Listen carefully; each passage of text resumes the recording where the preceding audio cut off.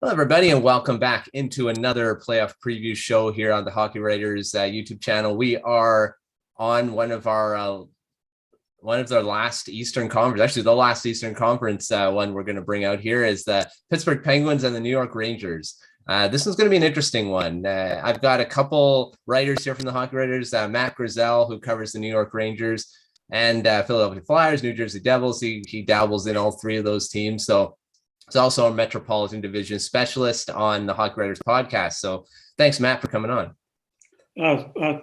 Thanks for having me, Matt. For sure. And I also got Kyle Knopp, who's our NHL specialist. He covers a lot of this stuff on the NHL. He does Morning Skate newsletter. He's all over the place. He also does the Grind Line as well. So, and my co-host on the Hockey Writers podcast. So thanks, Kyle, for coming on. Yeah, absolutely. Thanks for having me, Matt. Always excited to be here and ready to talk some playoff hockey with you. Yeah, for sure. So let's get into this matchup. This one's a pretty, season series a little lopsided. The Rangers won that 3-1, outscored the Penguins 11-4 in that. Rangers were 1 for 6 on the power play. Penguins were 3 for 12. So a little bit more power play goals. 3 out of their 4 goals were scored on the power play. So we'll see if that comes into play in this series. Of course, Rangers were led by Chris Kreider, who scored 52 goals this year. So, of course, he led the way with 3 goals. And Zibanejad, who's his line mate, has 6 assists in that. So they both helped share that team lead with 6 points in the season series. Panarin had 4 points to round that out. And then on the Penguins side, we got Evgeni Malkin with a goal and 2 points. Crosby had a goal and 2 points. And then Letang and a couple of assists. So you can tell they're power play goals. So these guys would be scored on the power play. So let's dive into this. I mean, look at what happened in the season series. Let's dive into this matchup because this is probably what's going to happen. Crosby, Malkin, and Guentzel versus Panarin, Zibanejad, and Kreider. And I mentioned Kreider has 52 goals. Let's look at that, Matt. How crazy is this? I mean, Chris Kreider, he's never been a 50-goal scorer in his career. It's his first year doing that. How much of an impact will he have on this series, along with his high-powered line mates there? I think he'll have a big impact. I think unless the Rangers get some consistent depth contributions, and if Kreider doesn't contribute, I think Kreider is essential to getting the Rangers goal scoring going because he's always right in front of the net, especially on the power play. It just seemed during the season it was predictable. You knew where he was going to go, but teams just couldn't stop him. So I would say, based on his extraordinary season, he is essential to the Rangers' playoff hopes. Yeah, I mean, they've led that line's that led the way all year. And I mean, they do have a bit of depth, which we'll talk about in a second. But jump over to you, Kyle. I mean, Crosby and Malkin, they've been there before. They've won cups. They've been big parts of the offense for many, many years. And Jake Guentzel, I mean, what can you say about this guy? He just keeps consistently scoring 30, 40 goals a year.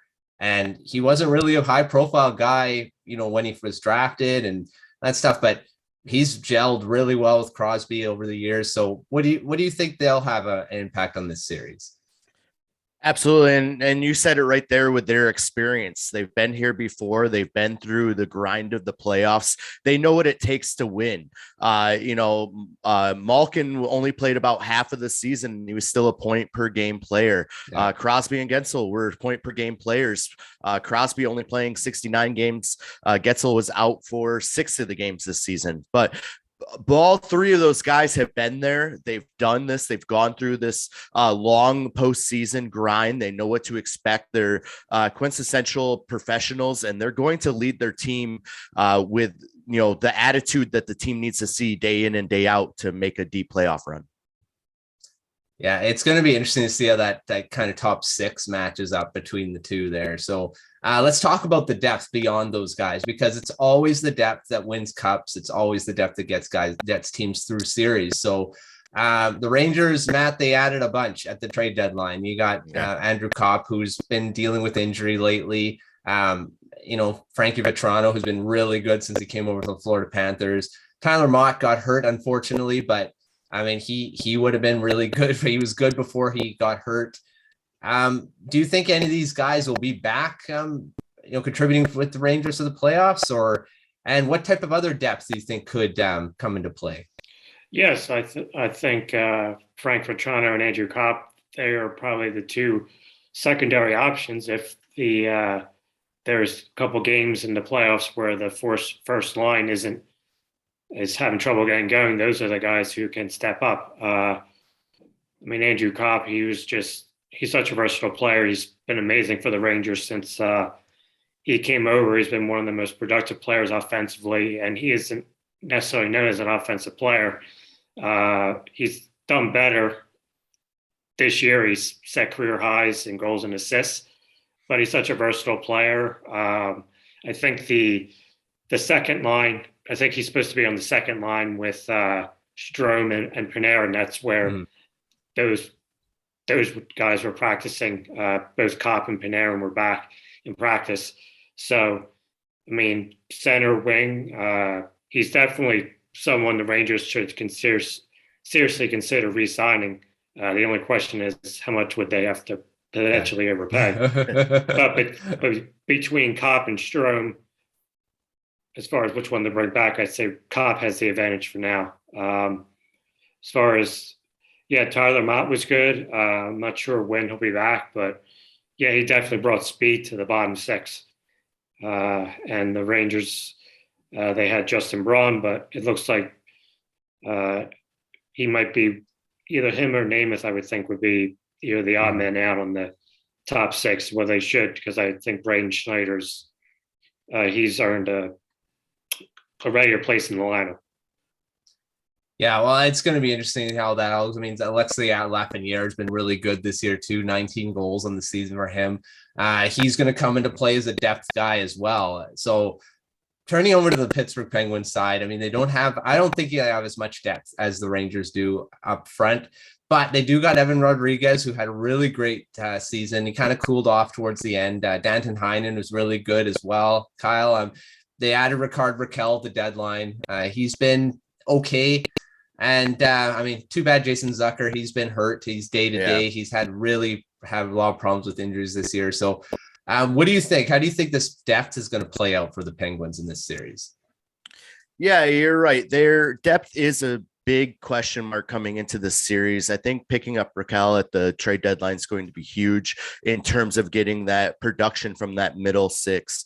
You also have Brian Rust and Jeff Carter, who have been here before and are, experienced playoff veterans and can explode on the scene as a middle or bottom six forward as well. I think you also hit the nail on the head when talking about that fourth line, Brian Boyles, Teddy Bluger, and Evan Rodriguez. I think, to me, they're going to be a key if they can stay hot, if they can keep producing. I think that's going to be, the driving force in the series. And then one last thing that people often overlook is Chris Letang. He's a defenseman who often drives the play, leads the rush from the back end, and is contributing at a high pace, continuous high pace deep into his career. So he's another guy that when he's on the ice, you're basically facing four forwards, and that could be a struggle for the Rangers.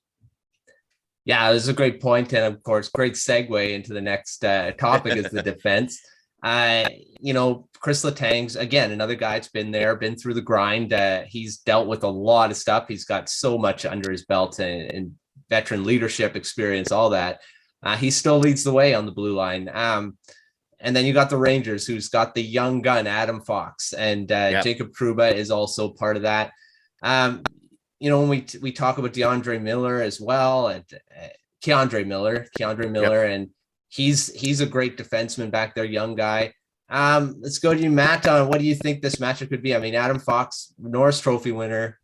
He's done it again this year at over 60 points, and Jacob Trouba's with him with the points too. So they lead the way in offense, though. Do you think that's going to be a problem, that they're the only ones providing the offense from the back end? And just Adam Fox, just your thoughts overall of him. Yeah, Adam Fox is he's having a very good second year, following up his Norris Trophy year.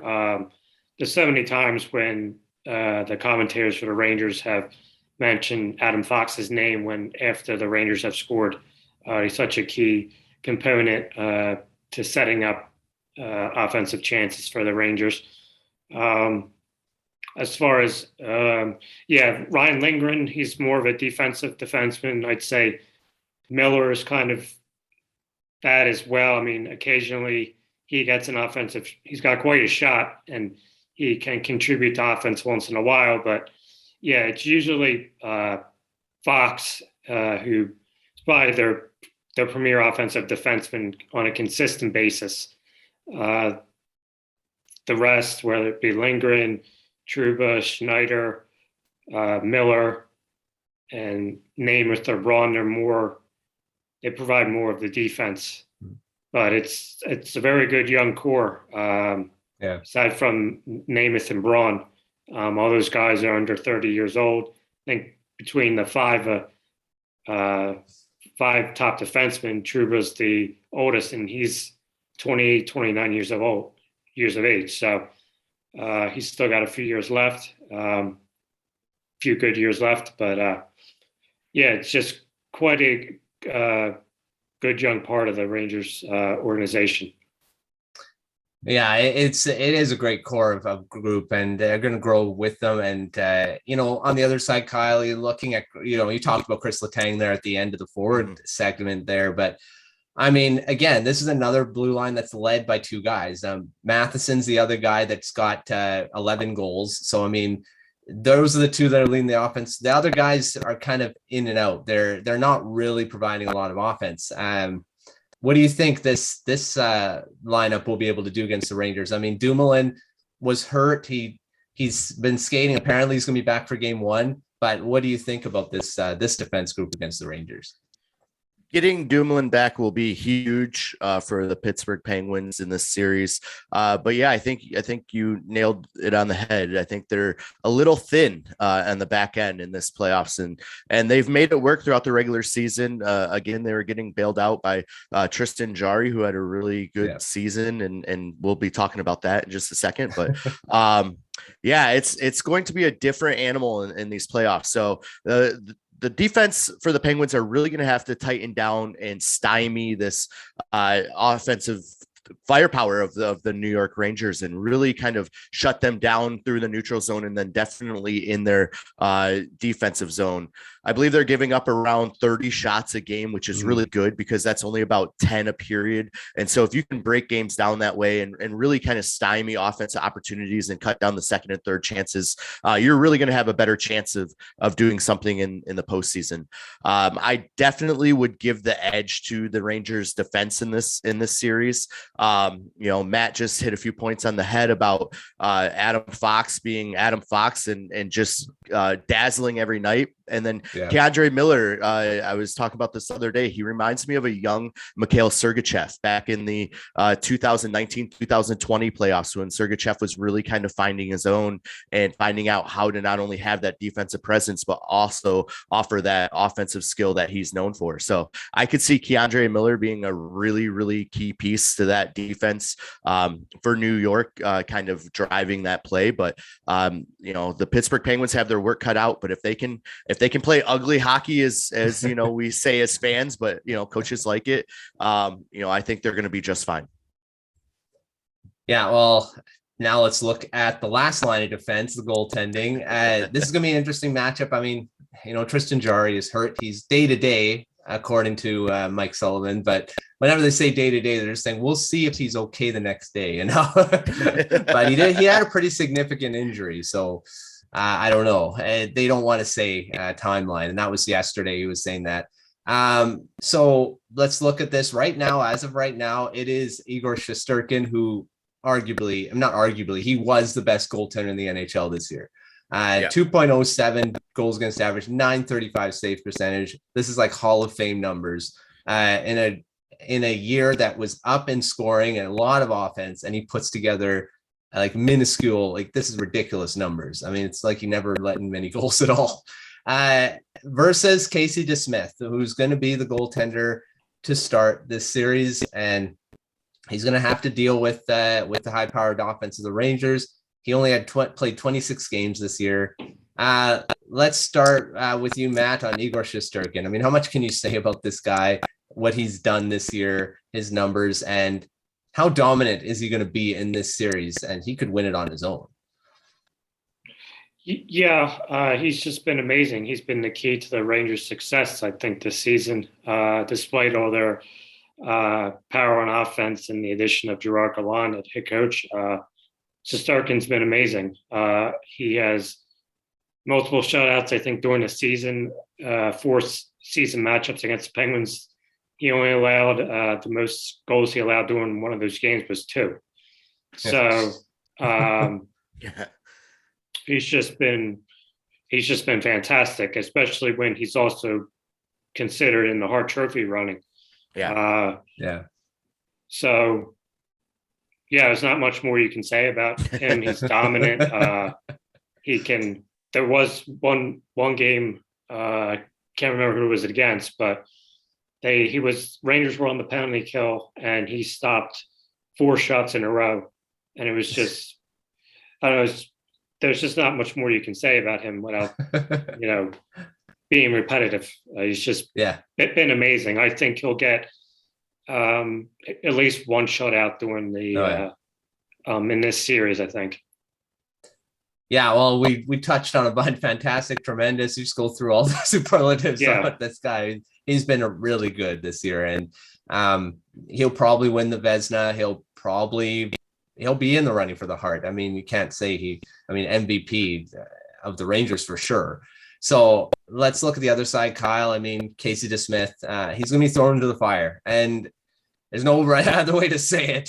He's only played 26 games this year. He has no playoff experience. Shesterkin doesn't either. But looking at their resumes of the regular season, it's just so far apart. What do you think about DeSmith's chances in this series?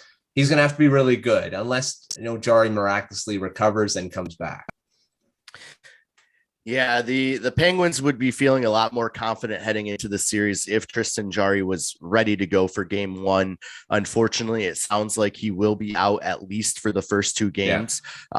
So, that's an interesting predicament to be in. If DeSmith is playing well, and it's 1-1 or maybe even 2-0 Pittsburgh. I doubt you bring in Jarry. You likely will stay with DeSmith. However, if it's 0-2, then maybe you bring in Jarry. But then the question is he healthy? Is he ready to go? Is there's so many questions. And the biggest thing for Jarry was he was really looking forward to the playoffs this season because he had that series from last year hanging over his head against the New York Islanders and was really looking forward to proving himself this year. And then unfortunately gets injured 2 weeks ago or so against those Islanders and has been out. But to touch on your original question, I think Casey DeSmith, like you said, has his work cut out for him. He's put up similar numbers to Jarry, so he's pretty consistent in terms of keeping the Penguins even keeled when he's in the game. So as long as they're scoring and shutting down, he can be there to make the timely saves. And then the good news for the Pittsburgh Penguins is the last time they had to go through this situation, they had a guy by the name of Matt Murray lead them to the Stanley Cup. So it could be a blessing in disguise, but I think we'll have to wait a couple weeks before we can really touch on that. For sure. I mean, DeSmith has shown flashes of, being a great goaltender. So it's not out of the question. We'll see what happens there. Let's do some X factors here. I mean, there's always those guys that just come out of nowhere and just perform in the playoffs. And the Rangers have a guy named Barclay Goodrow, who's exactly that type of guy that can definitely do that. The Penguins had their guys, Carl Hagelin, Nick Bonino in the past. Let's start with you. We'll start with you, Matt. Who do you think on the Rangers, apart from Goodrow? Because, we know he can probably do that. So that's an easy answer. Anyone else from the Rangers that could potentially be an X factor in this series? I think potentially I would look at, as I mentioned before, Andrew Knopp to provide that secondary bit of offense should the top options in Zibanejad, Kreider, and Panarin struggle. If he's in the lineup, I would also think Ryan Reeves could provide some of that muscle, especially because there was it wasn't. I think Malkin was suspended for a cross check, and there's always kind of that Crosby and Malkin kind of get that. They look for penalties, and they'll occasionally take their cheap shots every now and then. So I would look for Reeves to kind of keep that at bay. I mean, I wouldn't expect a lot of fights, and he's been good at that with staying disciplined as opposed to in his past. But I mean, Gallant's gone through several different line comment or putting players in and out lineups. Reeves has been a healthy scratch after the trade line additions, but I would look at the secondary options of Andrew Knopp and Frank Rachana to be the X factors. That's why you got them at the deadline. Yeah. So. That's why they got him at the deadline. So hopefully they can do that as well. And I'd throw Lafreniere in there too, because I mean, he's an unknown in the playoffs, so you never know what he can do. The young guys seem to always come to play in these types of situations. So we'll see. Kyle, what do you think about the Penguins? I mean, they've got some guys like we talked about, Evan Rodriguez, and Brian Boyle always plays well in the playoffs as well. So that's his type of hockey. So what do you think the Penguins can bring as an X factor? Yeah, I think for the Penguins, the X factor is kind of in a multi-tier this year. So to kick it off, I mean, the obvious answer is the team's going to go the way Sidney Crosby and Evgeni Malkin go. If they are playing to their potential, if they are playing their game and controlling the flow, the Penguins will be, right in there and controlling the way everything goes. So it's really going to come down to those two. And then filtering off of that is going to come to that fourth line. Can they continue to keep that pressure up, that energy up? Can they continue to make plays happen? You mentioned it, Brian Boyle, Teddy Bluger, Evan Rodriguez. These are three guys that really need to come out and be that extra energy and be those production in those odd moments of the game or between those shifts where those superstars are on the ice, and really be able to swing that momentum into the Penguins' favor is going to be a key part of the series. And then finally, the big question is in net. Can Casey DeSmith pull this out, or will Tristan Jarry be healthy enough and come back and fight off his demons? So I think you got to make sure the Penguins have to make sure they have one of those two guys hot. It has to happen at the right time. And hopefully for the Penguins, it will happen at the start of the series because it's much easier to play with the lead than it is to try and claw your way back. Especially if you lose your first couple games. Yes, it is very hard to come back from a 2-0 deficit. It's been done, but it's hard. Yeah. Let's do some fun. I'll ask a question here. Matt, we'll start with you. The New York Rangers will win this series if. Yes, I think they will. I think I wrote earlier in the piece how the Rangers matched up against the three other opponents in the Metro in the playoffs should they meet against them. I think I had the Rangers in 7 games over the Penguins because I thought it was just an even. They played pretty even against, and given the Rangers' inexperience, it's kind of hard to predict how they'll do. But the Penguins also haven't had much success in the playoffs since they won their last cup. So they do a good job in the season, and even how they've done it during the last month, they just haven't kind of played how they started in this season, just kind of 500 hockey, and losing Jarry for them if he's not healthy will be huge because he kind of turned their season around this year. So I'll go Rangers in 7 still. You jumped ahead to my predictions, but that's okay. Kyle, what do you think the Penguins, if they have to, what has to happen for them to win this series? Yeah, the Penguins will win this series if they can play a stymie style of play and a boring style of hockey, so to speak. So they're going to need their superstars to show up. Crosby, Malkin, Guentzel are going to have to show up, but they're really going to have to take out the offensive creativity away from the New York Rangers and really shut them down through the neutral zone and then shut them down in the defensive zone. It's going to come down to if they can play their defensive style and really stymie that creativity and that offense opportunity. That's how they're going to win. Sounds good. So, Matt, you've got the Rangers in 7. So, final predictions. Rangers in 7. Matt's got that. Kyle, what do you think? What's the series going to end at? This was one of the series I kept going back and forth on, and it's really kind of a coin flip, especially if you get into that game 7, because both teams are going to be hungry for it. Both teams finished the season with 100 or more points, or more than 100 points. They both finished over the 100 mark. But you got superstars that are kind of aging out that have the experience versus a lot of young guys that are coming up and are trying to prove themselves. So I think it is going to go 7. For the sake of being devil's advocate on the podcast, I'll go Penguins in 7, and we'll say Brian Boyle gets the OT winner in that game 7. Sounds good. Matt, a series winning goal if the Rangers win that in 7. I'll go with Chris Kreider. There you go. Who else to go with? I mean, he's about as scored automatic 52 as, goals. Yeah, absolutely. Good pick. He'll probably score. He'll probably score a few in this series. I mean, he's probably one of the best guys in front of the net in the NHL. He's been that way all his career. I'm actually surprised he hadn't scored 40, 50 goals a lot more. So because he's just so good in front of that net. So we'll see how Kreider does in this series, how the superstars do. And it's going to be interesting to watch. Like we've talked about all the storylines, and I think it does go the distance too, even though the goaltending is a question mark.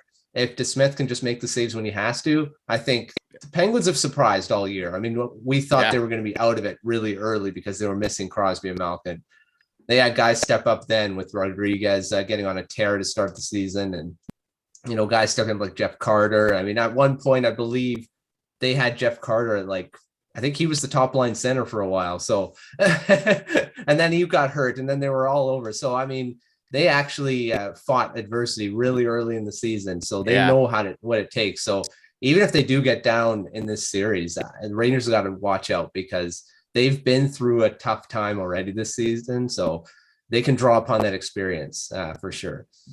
Absolutely. So that's another preview, and thanks so much, Matt and Kyle, for coming on the show and setting up this series for our YouTube viewers here and on the podcast network, which we also put this on. So we'll see how this series goes, and make sure you're following Matt's work at the Hockey Writers. He'll be covering this series extensively, I'm sure, along with the other Rangers writers.